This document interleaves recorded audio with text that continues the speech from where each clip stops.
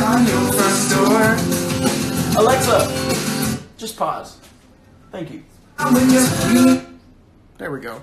Hello, everybody.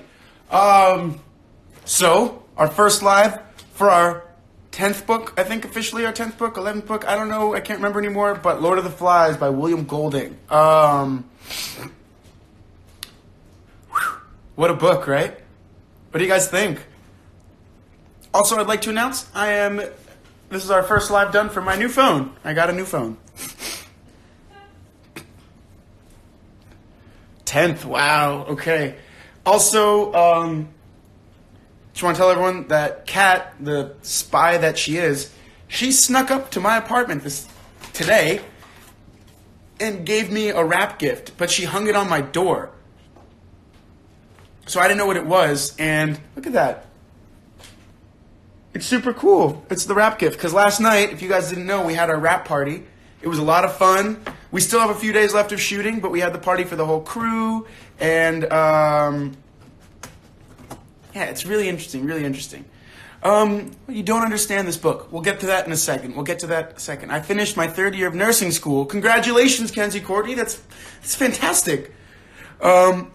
Up to 6 or through. All right, I've got to be very honest with you guys. It's the last week of shooting. It has been extremely hectic, and I only got up to chapter 4. So we will be talking to chapter 4, and I will be catching up to you guys for next week. It was kind of creepy but enjoyable. Good, so let's talk about it. Let's bring it in. What do we think of the book? I want to know Piggy's real name. Me too. What do you guys think, though? What do you think of the book so far? What are your first thoughts? Give me 1 or 2 answers. Like 1 or 2 word answers. Like, I think it's great. I think it's interesting. I think it's thought-provoking. I'm reading a book called Daughter right now. You should read it. Well, we're reading this one right now.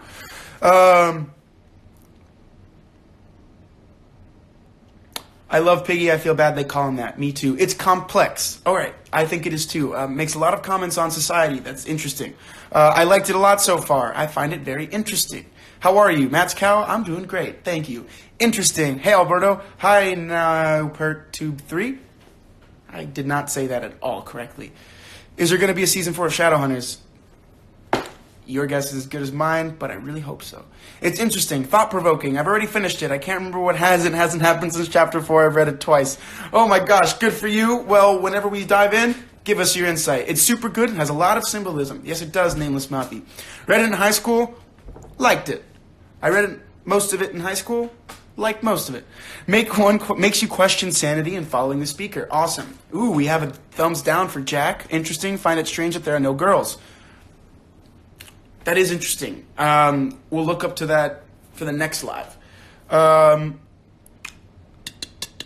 Such a good book. I'm glad you're enjoying it. Literal Angel of Darkness. I love this book, but I'm not sure I agree with Golding's presumptions about society.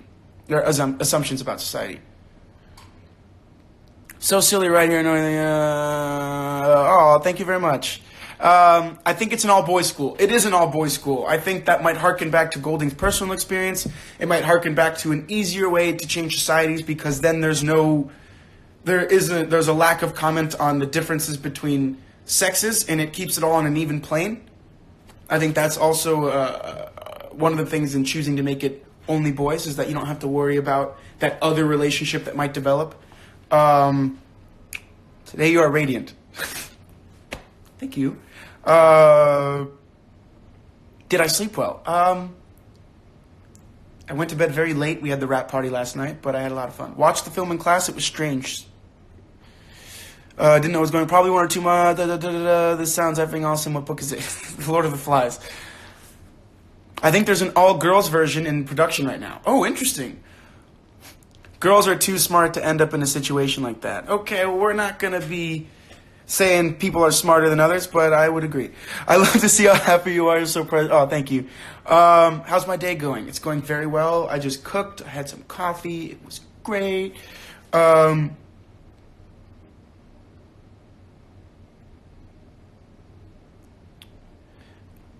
Amazing book stresses me out.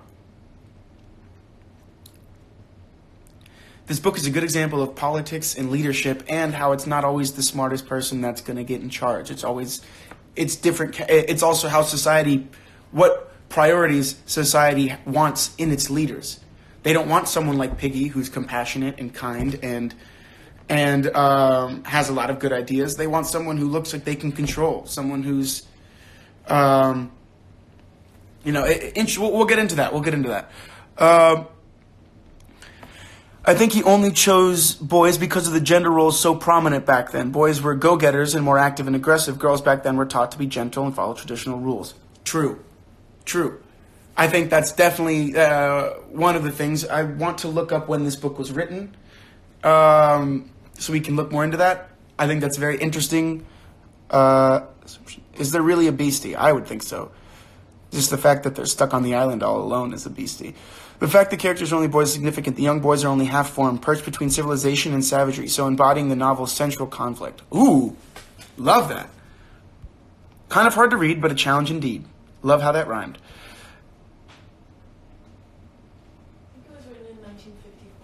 I think it was written in 1954. Thank you.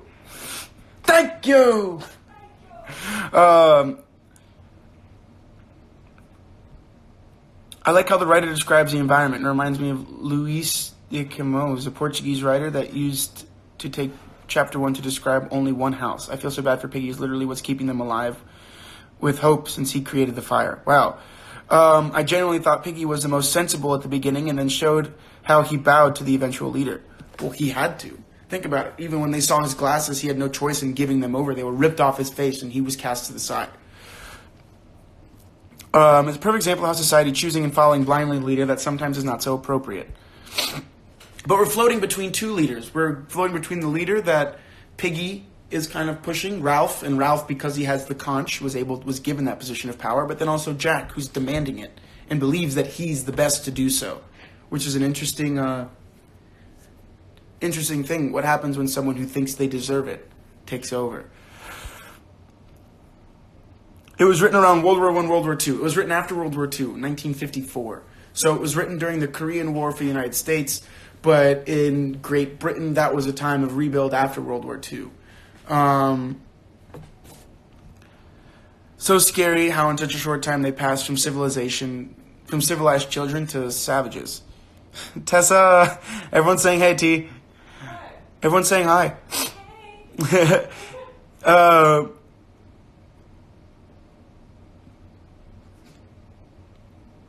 I hate Jack. He makes me so angry. I'm interested by Jack. Generally, on an island, I think he's one of the most toxic people you can have, but there is a value to what he can do, and that's what people see. The value that he presents up front with the priorities, and then eventually, I think how that's going to change as priorities change. As you can say, his priorities like, we want meat. He keeps saying that. All right, guys, I got behind in the comments, so I'm skipping all the way to the bottom. Okay. I think we do have some female voice in this book. If you think about it, Piggy always quotes his aunt, so we have some kind of female perspective. Well, I think within that is some sort of like motherly presence. Well, my auntie says we should be careful. It's always like a warning. And I think there's something about it that because it's coming from an adult and the way that Piggy says it, they purposely seem to be ignoring it. I don't know. I feel bad for Piggy, too. Because he's a toxic person surrounded by people like Piggy, do you think that he'll change by the end? I don't know. That's a good question. I never read the end. I'm worried that Roger is the beast. I don't know why. Interesting. I did not get that. I think the beast... Think about it. The beast, for me, was brought up right by the child, right when they were about to create the fire. They were about to make this first step. And it was right after Jack kind of took over. Remember... Ralph was holding the conch, and he said, we need to make a fire. And then Jack just stood up and goes, let's go make a fire. And everyone went and followed him. So it was the first serious break in the society that they had started to create. We're going to follow these rules. We need rules. We're going to follow the conch. But then Jack just runs off. So after that first break, this little kid comes says something about a beast. I think that type of de-evolution of the society they're trying to have, that breaking of the rules and stuff, I think that all comes as like a foreshadowing for later. So I think the beastie is present, but I don't think of the beastie as something other. I think of it as their own fraction within themselves. I think it's definitely a foreshadowing. There's definitely something coming, and I think it's interesting that we were warned about the beastie before they almost lit the whole island on fire. And then the next time when Jack and Ralph have a power struggle, they talk about the beastie again. Every time that there's a rift like that, the beastie seems to come into play, which I think it furthers my what I think it is, and it's that foreshadowing of the breaking down. Going down to the bottom again, sorry. My dad read this book a few weeks before he passed away, and he really liked it. I'm so happy we're reading it in the book club. He would have loved it. That's amazing. Awesome. Well, I'm glad we're reading it again. If you have any insights that you or your father came up with, let us know. Can't wait to read them. I think the moment Jack failed to kill the pig is a pivotal moment in the book. He vows to not let it happen again, and that's when he starts to change. Because in himself, he saw a weakness, I think, or what he felt was a weakness. And it's that very human thing of death. Are you ready to take that step? Killing another animal is a very difficult thing. It's taking a life, which I think is inhuman. Humans are meant to create life, not destroy it. And that's why things like war and stuff are very, very contrary to like psychological things. So I think that act of killing wasn't done because they hadn't gotten there yet. I think that was a very pivotal moment in the book. Very awesome for you to pick that up. I want to know what Jack is thinking because there must be a reason why he's doing the things. It's very interesting. It is, but Jack's line of thinking comes from him wanting to have power, I think. What do you think about the concept of fear in this book? Do you agree with it? Well, I think there's different types of fear. There's Piggy's fear, which is the fear of not being able to survive, and that drives him in a very positive manner. It drives him to ask serious questions and make them consider their life. And Piggy's really the voice of reality. Him being like, we need to come up with shelters before we make a fire. If it rains, we have no fire and no shelter. You know, Piggy's the voice of reason. He's the voice of society that lingers with his auntie over his shoulder. And how all the boys immediately turn from that and don't want to listen to him until they're like, okay, well, we got to do this now. I think it's very interesting. And the concept of fear kind of saves them because they're like, you're right, we have to eat. We're afraid of not eating. We're afraid of not having shelter. But at the same time, the fear of the beasties will drive them, I think, to finding people that use strength as a manner of power, or use the ability to kill as a manner of power. You know, I vaguely remember this book from high school, but I remember what I've read so far. I feel like that's going to be, they've kind of foreshadowed it, I think. It's all very biblical. The beast is a symbol of evil, and the island is a symbol of Eden and its sanctity. Ooh, cool. Can you what else? Keep going down that line, Miss Sarah G. I think the fire can be seen as a symbol of the boy's interest in maintaining ties to civilization. Interesting. What about the child with the birthmark in his cheek? Is he dead? Well, I think this is also the crushing reality. There's a reality to him might being dead, but the boys, after they acknowledge that he might be gone, they didn't acknowledge it again. In a way, they're choosing their own reality. They're like, we don't want to deal with that. That's scary. They haven't talked about it. And they kind of leave us to think, so they're in this Eden, but this Eden has very real consequences. It's interesting. It's interesting to see how these kids create their own anxiety. Boys are the beasts against each other? Maybe. The book makes us question things like, what is the true tendency of human beings in a group? Is order or chaos? Is it possible to live without laws and authorities?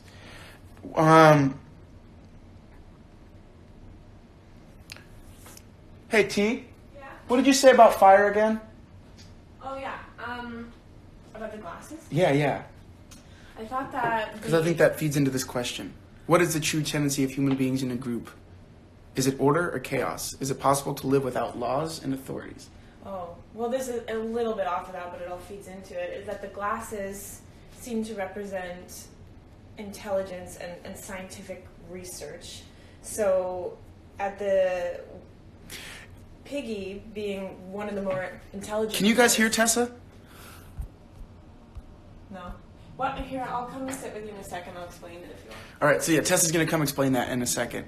I think it's a kind of purgatory, and they're simply trapped on the island. Maybe after the plane crash. I think so too.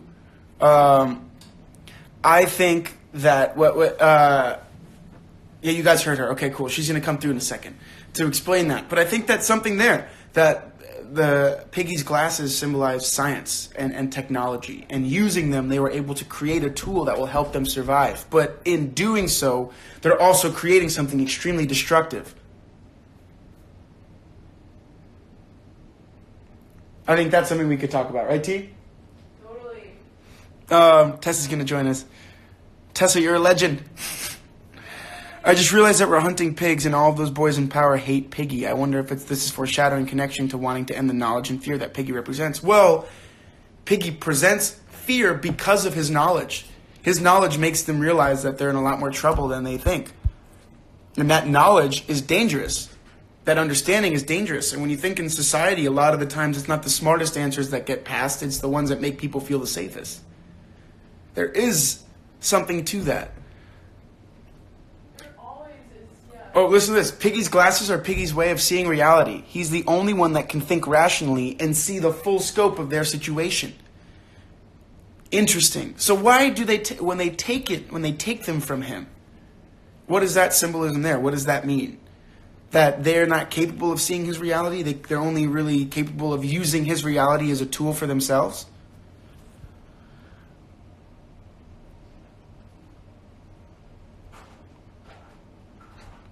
What about the scar in the island? Do you think that's symbolism? Let's ask that question to everyone. What about the scar? How do you guys feel they keep referring to the scar? I think it's the one made by the plane, like the plane dove in. So I think that's what I think the scar is. It's the scar from the accident. Humans getting here and trying to figure it out. And humans leaving their mark. And humans leaving their mark. Good stuff, T. I agree. Are we going to meet the yoga teacher? All right, cat's out of the bag. Tessa's the yoga teacher. Tessa's the yoga teacher. It'd be really awkward if you weren't. Oh, but she was.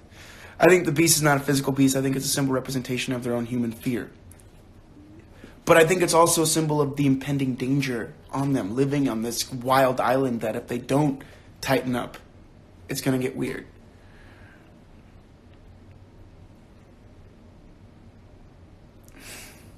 Thank you, guys. Tessa's really cool. So Ralph brings out the best of the group, While Jack is so violent, he rushes into dangerous things. It's true that lack of thought is dangerous. What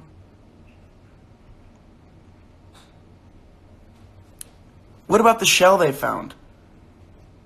There's definitely a lot of religious undertones, yes. Tess Birdo, T.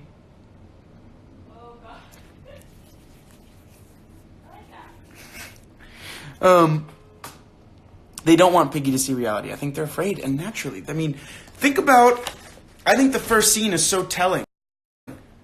Piggy's already starting to reel. He's already starting to say, what are we going to do? Where are we going to go? And the first thing that Ralph does is get naked and jump in the water and start to enjoy it.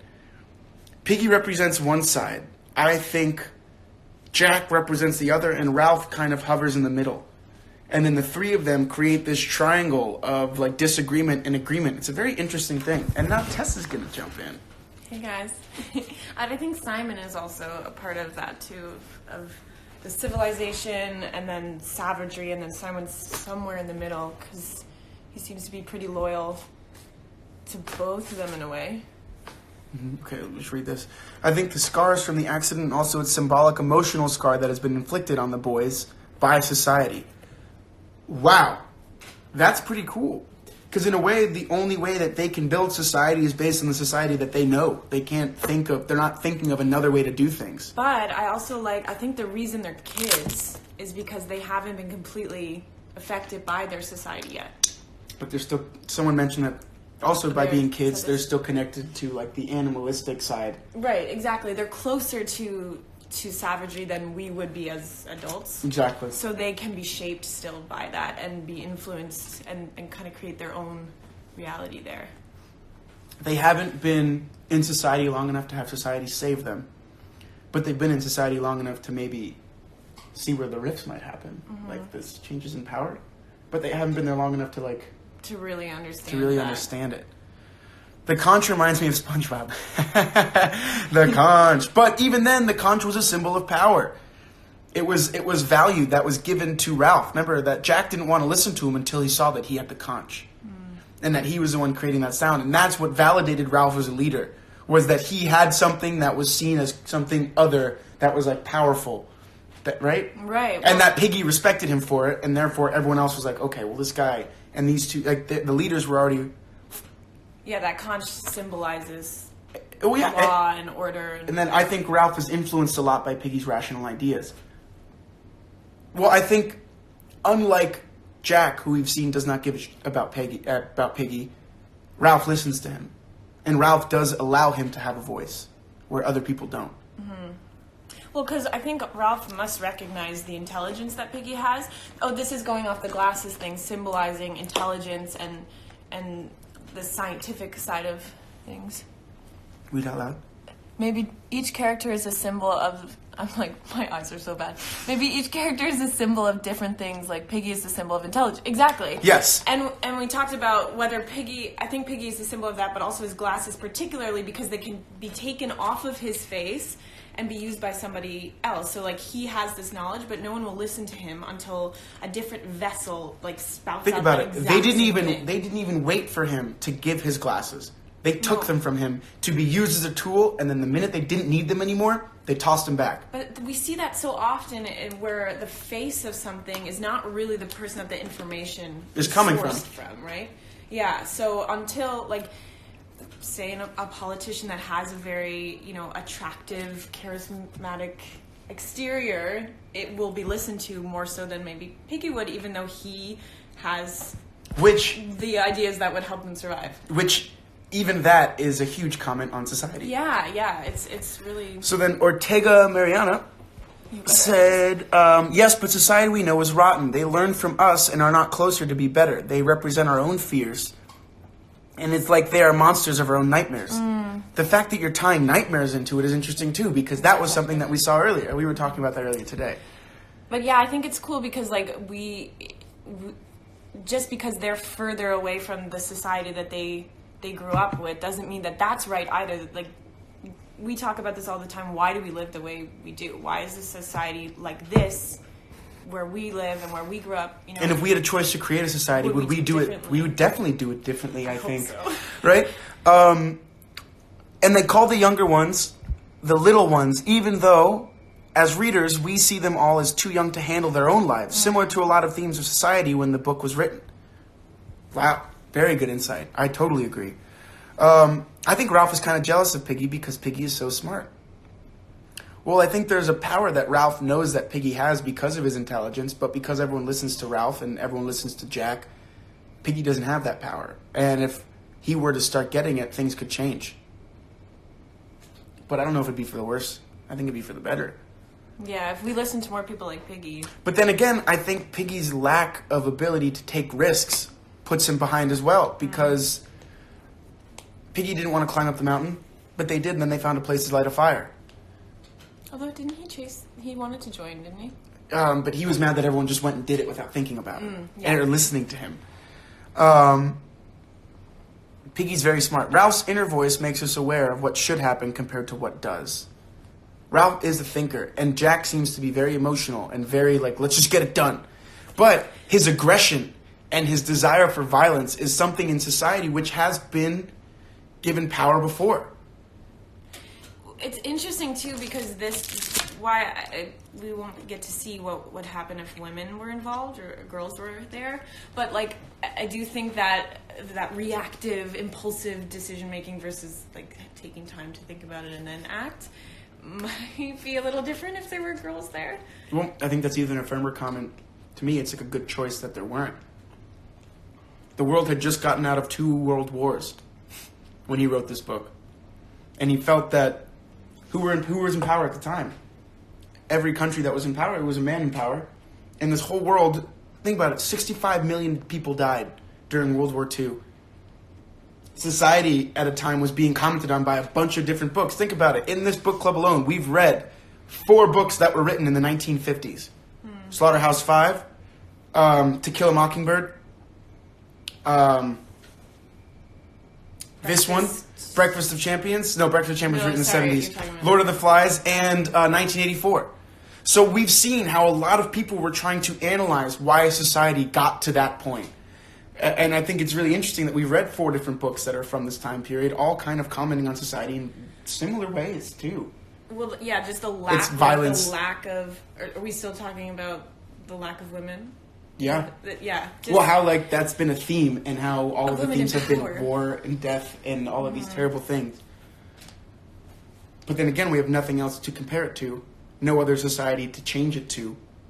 Especially at that time. So that's why I think the boys are falling into the pitfalls as well. Because they only know one society, like we've said. Tessa is changing the whole view of the book, and I'm loving it.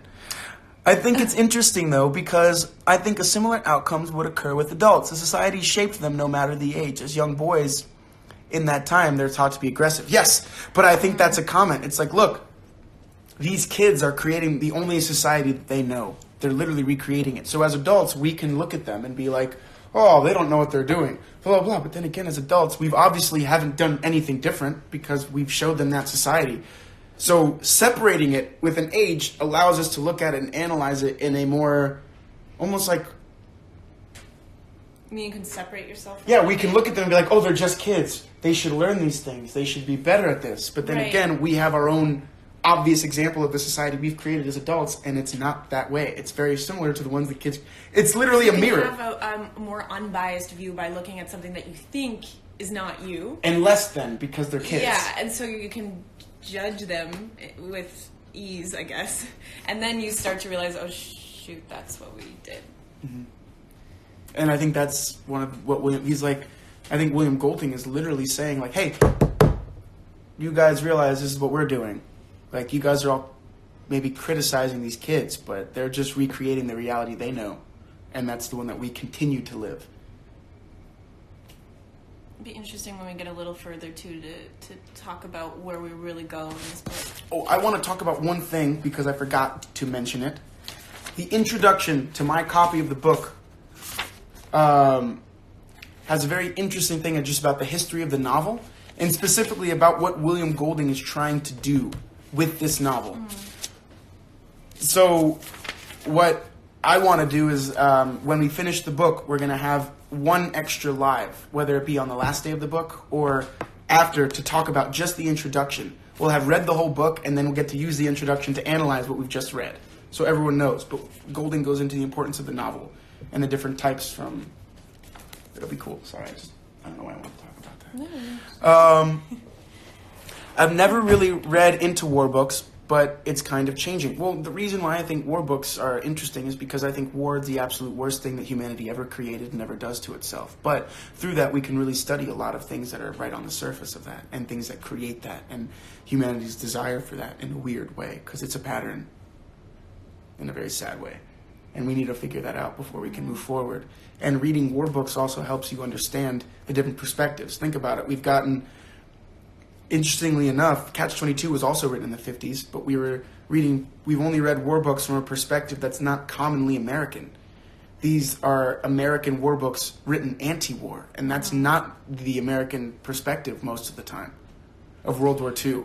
So we've written like a counter-movement. We've been reading counter-movements to that to really analyze society at that time. Remember, Vonnegut said it in Breakfast of Champions. Armistice Day is sacred, Veterans Day is not. That's what he said, and he's trying to say that Veterans Day is glorifying war in a way that Armistice Day was saying it's not about that. And a lot of time, the information that we get about these wars are from the few people that are orchestrating it that aren't there on the ground with everybody. So we talked about that, right?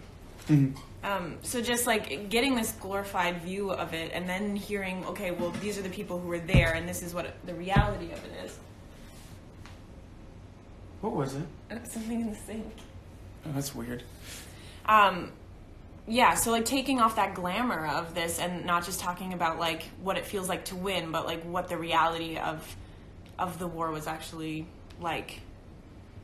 Cool. Kenzie Courtney, I'm on your page. I think we'll talk about why he wrote this book, what events inspired and stuff at the end of the book. I think we'll do that on the same day that we talk about the introduction, because I think that's something that'll be very, very cool to have. And a cool discussion, especially the way that they describe the novel and the importance of such. Seeing that we've read 10 novels together, I think it's going to be a very good conversation for us to have.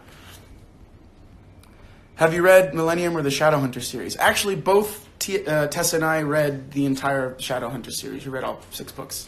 Tessa read all of them too. Speaking of like being able to see issues in your society that feels isolated from you, I think Shadowhunters, that's one of my favorite things about that, is like you can be like, oh well, look at the werewolves and Shadowhunters fighting and blah blah blah, and you'd be like, we would never do that, and then you're like, this is an exact parallel to us in our world. And that's why it's so important. Yeah, that's why I love books like that. That's why art is so important, like Hamlet says, to hold a mirror up to nature. But Brecht says it's not a mirror, it's a hammer with which to shape it. I think you have to be both. We'll talk about that some other time. Yeah. That's a longer conversation. That is a conversation. Hey, pal, you are awesome. Aw. Hey, Pop, you're awesome, man. Mr. Rosende making an appearance. I can't study history without thinking of Catch-22. You can't study history without thinking of the art that was made in that time. Ever. History happens, and the art that's being made is mimetic to that time. It's telling us of that time. That's why the art being made now is so important. It's meant to not only reflect our own reality, but to teach those in the past and in the future who we are. And where we've moved to and where we're still going. Yeah. Remember, like we talked about with Slaughterhouse-5, our eyes aren't facing forward, they're facing backwards. And we're being propelled forward. So we're only seeing what we've done to enable to lead us in the direction we're going. And so important to know where we came from so that we can make better decisions. Exactly. And that's why books like this are important. They're studying and analyzing society in a way. Okay. My dad says, both are sacred. I believe that Veterans Day is to honor that answer the call of the nation, but not war itself. I agree with you, Pop. Both are sacred. I think in Vonnegut's perspective, he was trying to make the difference that at times can be perpetuated through the idea of the veteran, the glorification of war, and not of the call to arms and the call to the nation itself. I think he's trying to make that difference because sometimes they get muddled and they get brought together. And I think he was really trying to say, like, look at the difference between how these days are spread forward. What do you think about that, Pop? He should be here telling us. I wish so. I wish.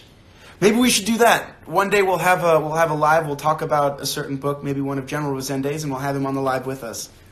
I think that'd be a very cool thing. War should not be glorified. There is no glory in war. Remember that wars are an extension of politics. True. Yes, Mr. Rosende. Is that Heidi next to you? Oh, uh-oh, she found Simon. Uh-oh. Do the chapter titles do anything for you? The Sound of the Shell, Painted Faces and Long Hair, Huts on the Beach, Fire on the Mountain. The Sound of the Shell, Fire on the Mountain, Huts on the Beach. I need to read more into that. I need to think more about that. You guys talked about the one of the first things that the humans did once they got to this place of nature is destroy it, right? I think I overheard you talking about Say that. Again? The fire that happens quite early on, like basically you have this beautiful. They talk about how beautiful the island it has resources and it has like this nature that humans get to, and immediately they burn it, they destroy it. It's like literally I have to go back and read Vonnegut. All right, Pop, you do that, and then we'll read another Vonnegut, and in that one we'll all have a conversation about it.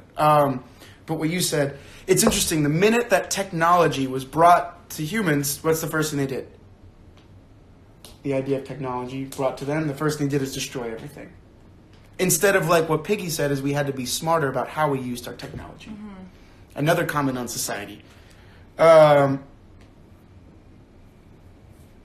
I've not read Mother Night. I think my dad should read Breakfast of Champions as well. I think he would find it very interesting. I actually bought Breakfast of Champions for my dad a couple of years ago. So I know he has it. I know, I'm like, is this a symbol? The fire is a symbol of power, and I think it's really important that Piggy is the one who wants the power, the glasses to create it. The intelligent one is the one that understanding, but then it's abused by the populace to then destroy nature when it can do more. Interesting. Wow. Am I the only one that thinks it's weird that Jack knows how to hunt, but he doesn't know how to turn on the fire? That's an interesting idea. Well, there's something innately human with hunting. Mm-hmm. We are animals and we are apex predators. We're not as fast as certain things or as strong, but we've always been able to use our intellect to propel us forward and then become the apex predator on our planet. But that's an interesting idea, though. I don't know if it's hopeless optimism, but I believe I hope most of us refrain from cruel acts because we know it's wrong, not because we're scared to be punished. And I think that majority of society is what keeps society in check. And anything that happens outside of that are the outliers. I think of heinous crimes. Those people are on the outside, refusing to live by the rules that we all agree to live by. I think that's why these attacks that happen with vans are so scary. Because, like the one that happened in Toronto a couple weeks ago, because of the fact that that person is choosing to break a rule that we all know works for everyone's safety. We know that there are 3,000-pound killing machines driving by us every day, but we all make a code, and we all make a creed and an agreement to be respectful and understanding and take caution when driving these vehicles. That's why we have to get registered to drive them. That's why we have to do all these tests and make sure that we can. Because it's something we say, and when someone breaks that, it's very scary. And what they're saying too is like, do you think that they're following the rules because they are afraid of being punished, or because they know that it's morally what they should do? And I think that's the line that everyone toes every day. Am I following this rule because I'm afraid of being punished, or because it's the right thing to do? Mm-hmm. I think that's a very scary question just within humanity that everyone asks every day. Maybe not everyone asks every day, but it comes up. Someone's like, wait, why did I just wait for the little walking man to tell me to cross the street when there were no cars coming? Right. Little things like that make me have those moments where I'm like, whoa, why does society live the way it does? But it's all because those little rules lead into the bigger rules that keep everyone safe. Yeah. But you do walk that line of being like, am I just following rules blindly, or do I understand why I'm following the rules? And that is why we read. Do I follow rules blindly, or do I understand why I follow certain rules? Yeah, I see people, like in New York, people don't watch the lights, they just cross when it's safe. People in LA, from what I've seen, watch the lights, and even if a car is coming towards them, they cross because it's the walk signal. I'm like, God. So I think there's a happy medium that needs to find, like both coasts are doing their own thing. I bet in the Midwest they're perfect at it. Right. I think that the book is trying to display the dangerous cycle of cruelty in society. The boys are corrupt by their society, and then when put into a pure environment, they corrupt nature. Yeah, I'm excited about the theme of nature versus... But that's an interesting, societal corruption versus nature corruption, or are they corrupted by the nature that's within them? Are they corrupted by the nature around them? Like, they have to kind of... I don't know, do they have to devolve into like a savagery in order to survive on an island without societal rules, and they don't know who's in power, and they're all just boys? They're not adults. They're not by no means grown up. They don't have... And I mean, even the idea when Piggy landed, and he's like, oh my God, what are we going to do? Are there more people? Should we find out their names? And then Jack's like, Ralph is like, I don't give a crap. I'm going to get naked and go swimming because they're kids. Like, if an adult were to crash on a desert island, the first thing they'd be like is, oh my gosh, I'm Tom Hanks. Oh no. What do I have to do? What did Tom Hanks do in that movie? Oh, he found water. He made shelter. He made a friend. Yeah. Nature is really important. Okay, guys, yes, Tessa is a very smart girl. So we're going to scroll down to the bottom again.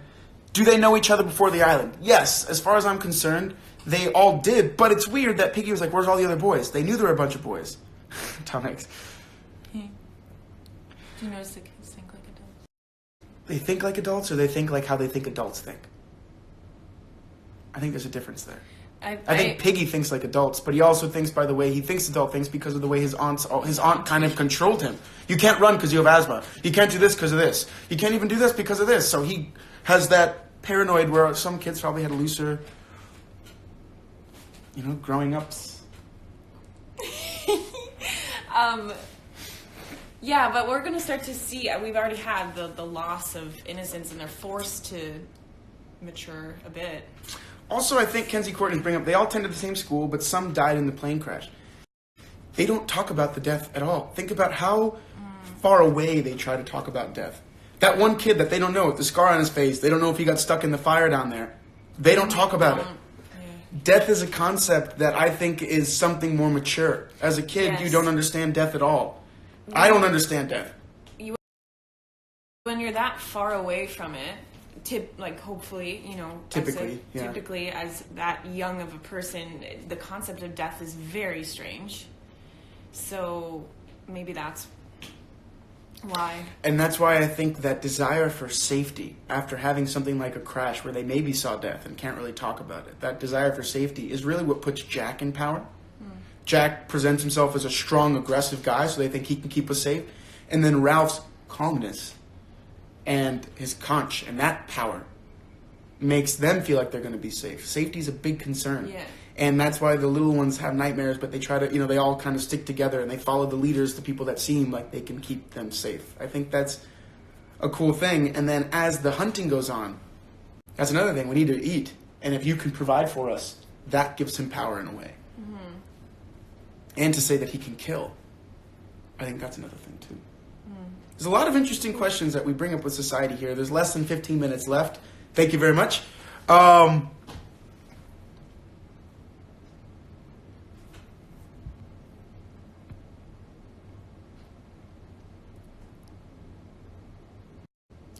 It's like the concept of super low by Freud. Can you explain that, Rita? I'm not familiar with that. This book seems to never get old. It owns the values we need, and we seem to already forget them. We need those values in order to survive. Yes, this is a deep story. Absolutely. They stop counting the little ones so they don't really have to think about death and its proximity. The little ones are all grouped into one category. They don't have to count them. There aren't a number. They're just all the little ones. The ones with names are the ones that are important. They're the ones that have deemed themselves a person. And yeah, people in power versus the rest of the population. I think the acknowledgement of death is a survival mechanism. If they acknowledge others may have died, they have to acknowledge that they too can die and that they're not safe at all. Triforce of Dragons, I've missed your handle. Coming in with an awesome comment. Yeah, that's a great comment. Great comment. And I think that's definitely something that, I feel as kids, you stay away from thinking about that. Think about it. They don't even want to talk about the beast. If there was a beast on an island, they'd be like, all right, we have to figure out what the hell that is. But no, they're not going to talk about it. They're going to pretend like it doesn't exist. And it's, as a survival mechanism to ignore that, and to be able to feel that you can survive, but also then maybe feeling like if you're in power, do you need to ignore these things in order to not have chaos explode amongst the people? And then think about how much in our intelligence communities today we're not told because of the idea of keeping society at a level thought. Everything is easy. All freak out at maybe what the reality of the situation is. Even as adults, we refrain from talking about death, but also what scares us. Yeah, we don't talk about our fears. They're ignoring the things they may have lost almost, but also because fear in our society means weakness. Right? Even now, they think Piggy's afraid of everything. They think he's weak, but really, Piggy's just thinking of all the possible things they need to think about. Hello, howdy. Any idea what we're reading next? Yes, actually. Tessa, can you grab it for me? Where did I put it? What is it? It's the book by your lady. I'm a lady. Atwood. Oh. It might be over here, babe. Oh, by my lady. Yeah. Oh, I see. Yo, girl. Handmaids? Yeah. So, we're going to leave the discussion at that, right, meow? We will talk more in depth next time. I'm a little behind, so we were reading up to chapter 6.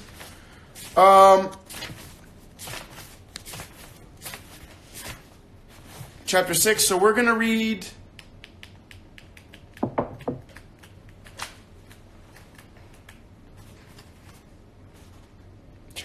or should we read more? Because that's only 40 pages.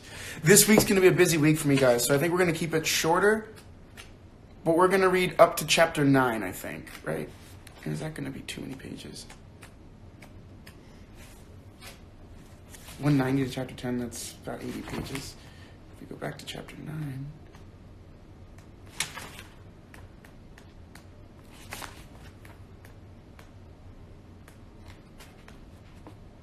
It's a long chapter.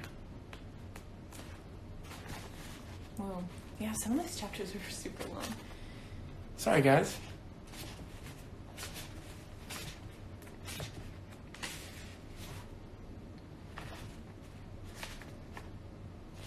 Are you telling them what the next?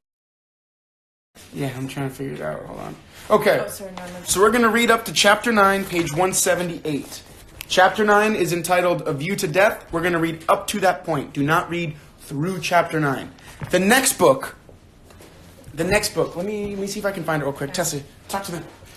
I don't know what to say. Hey, guys. Jay just sent a text.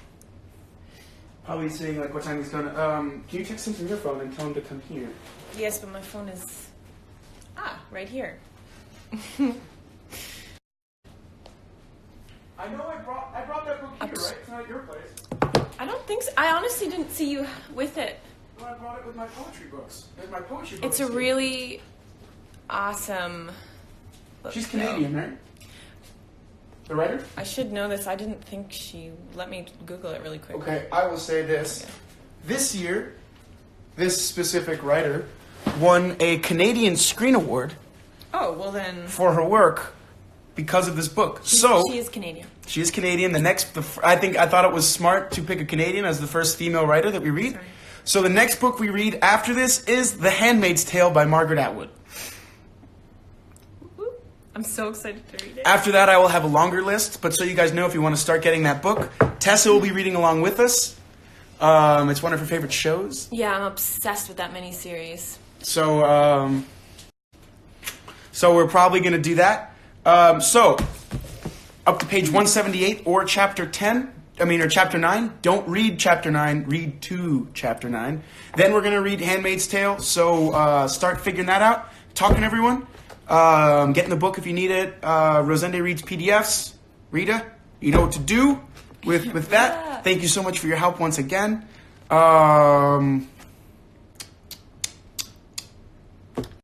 Yeah, so thank you guys so much for a really insightful conversation. I can't wait to keep reading in this book.